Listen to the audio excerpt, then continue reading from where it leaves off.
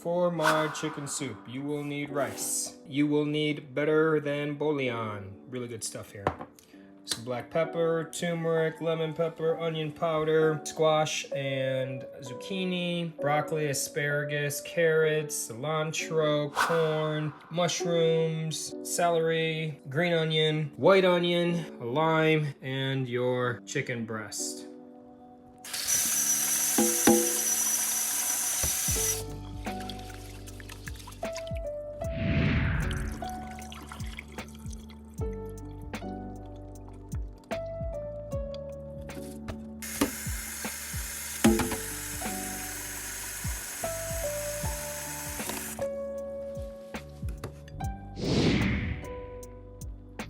The secret twig from Uncle Roger.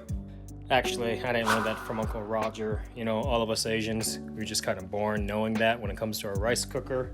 Yeah, so that's the little secret.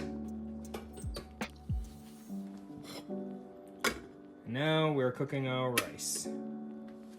Now, some of you may be wondering why I'm cooking the rice in a rice cooker first, and the simple answer is it's going to be less starchy. Same with your potatoes, unless you decide to make a stew with it, because the moment that you add in the rice to your soup, all that rice is going to absorb the water and the flavor, and so then what ends up happening is you may get a porridge like jol, or you may get, if you're using potatoes, you know, more of a stew. So what I like to do is I like to have my rice cooking while I'm making everything else, so then I can just add in the rice to the soup. That way you can still have the full flavor of your rice as well as the soup itself. Next thing that we're going to do, we're going to fill one of our pots full of water so we can boil the chicken. And what we're going to do with the chicken is we're not going to cook it all the way thoroughly. We're going to cook it almost halfway. So then this way we can shred the chicken. It's going to be really easy to shred it up, and then we throw that chicken into our soup mix and it will cook thoroughly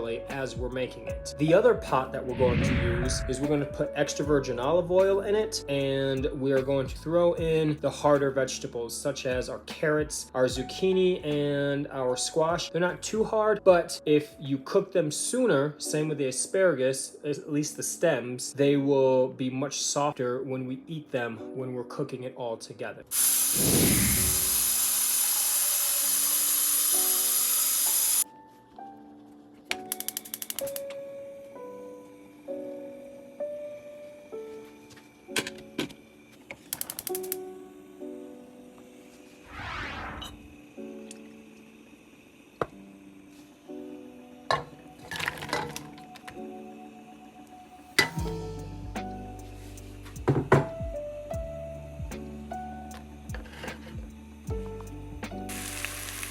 As you can see, our zucchini and squash is starting to become a little more golden, a little more softer.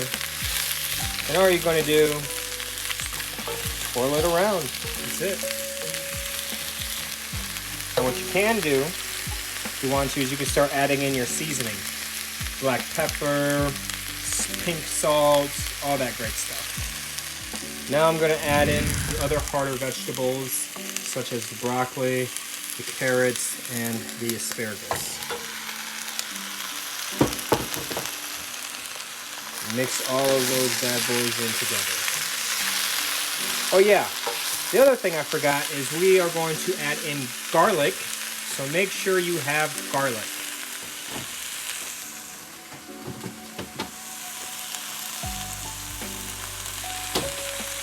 Now, I myself, personally, I like to add in the softer vegetables such as our corn, mushrooms, celery, green onion in last. Our cilantro will be our garnish as well as our lime, and then I'll add in the onion next.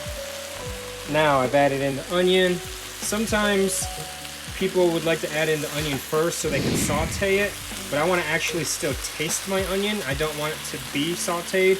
That's for a different type of a recipe in my opinion. But now, what I like to do in this instance is I like to add in the seasonings. So, however much you want to add in, you know, I'm making 2 batches, okay? So, we're going to be utilizing both pot 1 and pot 2. So, there's going to be a lot more seasoning that I would normally make. but it's all gonna be worth it because the leftovers on this, when you just have to warm it up, is so delicious.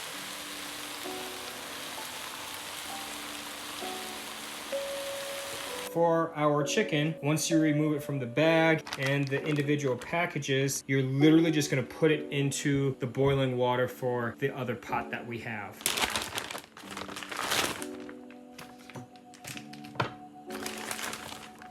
3 pieces of chicken, 12 bucks, not too bad. One of the things that I like to do, see all that extra white stuff right there? Maybe this is a better picture of it. That's fat, and I'll cut that off before I even throw it into the boiling water. What's really important that you need to know about chicken is it has to be cooked thoroughly because you don't want to get any salmonella, and you have to make sure that whatever you use it on, however you're using it, you want to make sure that you thoroughly wash the surfaces whenever raw chicken is exposed onto a surface. I'm trying to keep the bag here so I don't have to wash the cutting board as thorough. All that extra white stuff, that's fat. Get rid of that and cut away at it. Because when we get to the shredding process, it's going to be a lot easier. See what I mean? Just throw that bad boy in the water. If I had an actual cameraman or camera woman, or camera, whatever your pronouns are, it'd be a lot easier. Cut off that excess fat. I know you can't see how I'm doing it because I have the bag. I'm using the bag as a barrier.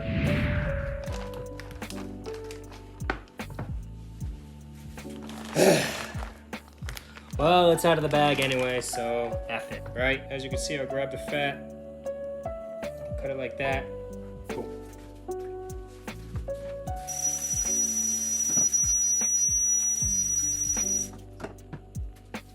One of the things that I like to do while I'm cooking my food is clean the dishes at the same time. That way you don't have that big of a mess and it's less of a cleanup job at the end of the day. Little tips and tricks to save time. Make sure to always clean your surfaces. I may get a little backlash of, oh, you shouldn't be cutting chicken or any other type of meats on a wood cutting board. It should be plastic. If you don't have the plastic cutting board, then you're gonna have to make do with what you have. Not only that, but if you thoroughly wash it through your sanitization methods, then you shouldn't have anything to worry about. I've never had any issues. I've cut everything on this board, so, you know, dealer's choice at that point. So as we are waiting for our chicken and water to boil some more, our vegetables are pretty much done. I've either put it on super low or shut it off. That way I'm not burning anything. And our rice is still cooking. That's almost done. And yeah, as you can see, our chicken is pretty much done. I think I may have put it in a little bit too long. To start off, use forks and just see. Yeah, I think I put it in too long. Oh well. Well, maybe not. But again, by hand, when you're shredding this, even though it's hot, please don't burn yourself. You know, use the forks if you need to.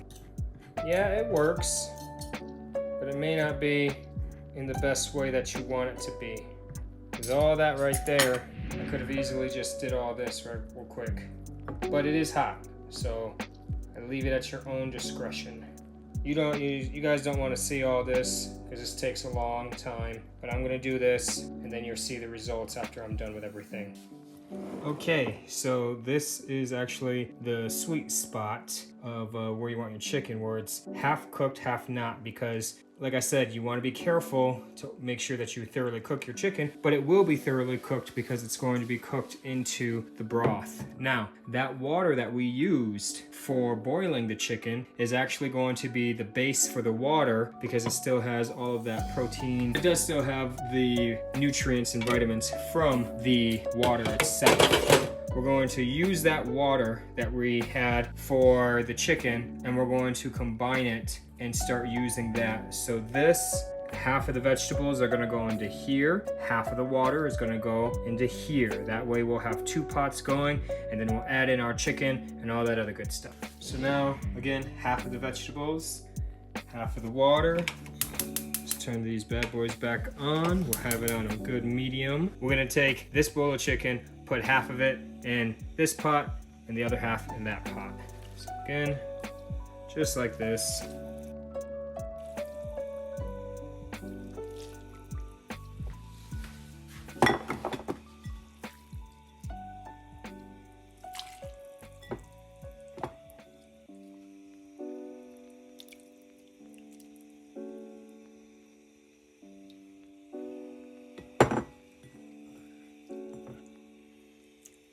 Now the reason why I have the chicken halfway cooked is because it's gonna cook thoroughly while it's in there, and then also won't be rubbery. Now that these two are cooking, let's go ahead and add in our other vegetables, mushrooms, corn,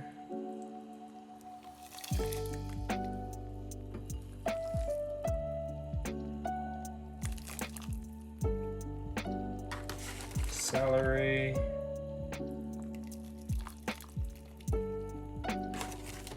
green onion,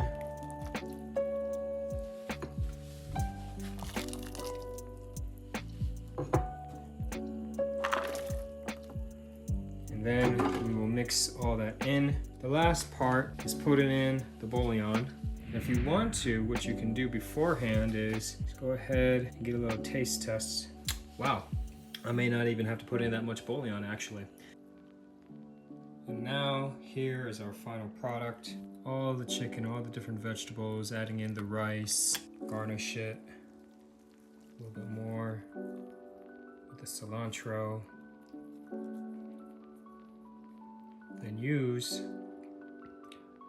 your lime for that extra bit of flavor.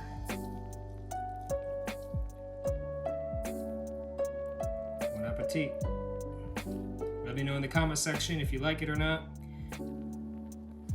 I realized I didn't show anyone of me actually eating my own food, but I love what I make. It tastes really good. At least I think so.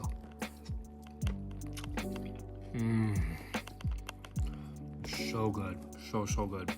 Again, flavor it to whatever your taste buds are.